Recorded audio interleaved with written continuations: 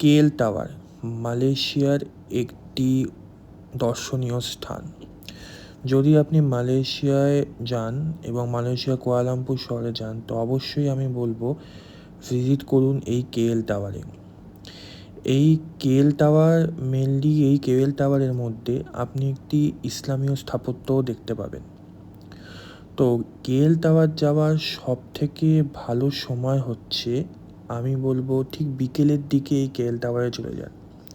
কারণ যদি আপনি বিকেলের দিকে বা ঠিক সন্ধ্যাটা হচ্ছে এই সময় আপনি কেএল টাওয়ারে যান, তবে বিকেলের ভিউর সঙ্গে সঙ্গে মানে সকালের যে ভিউ তার সঙ্গে সঙ্গে আপনি সন্ধেবেলায় যে অসাধারণ যে সৌন্দর্য মালয়েশিয়ার কুয়ালালামপুর শহরে, সেটাও কিন্তু দেখতে পাবেন।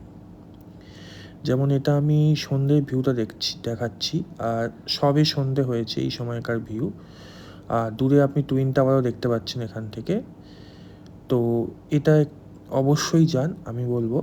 আর এটায় যেতে আপনার খরচ পড়বে ভারতীয় মুদ্রায় 2000 থেকে 2200 টাকা। কিন্তু আপনি 2000 থেকে 2200 টাকা দিয়ে এখানে গেলেও এই আপনার যে পয়সা যেটা আছে সেটা কিন্তু উসুল হয়ে যাবে।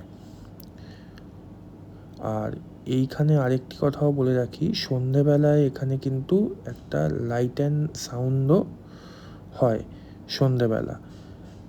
তো সেটাও যদি আপনি বিকেলের দিকে যান এবং সন্ধেটা ওখানে কাটিয়ে তারপর যদি নিচে নামেন, তবে কিন্তু সেটাও আপনি দেখতে পাবেন।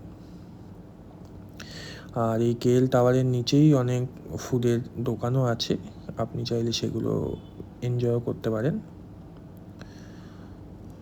এটা ঠিক বিকেলের সময় যখন আমরা উঠেছিলাম সেই সময়কার ওপর থেকে তোলা একটা ভিডিও, যেটা আপনারা এখন দেখছেন।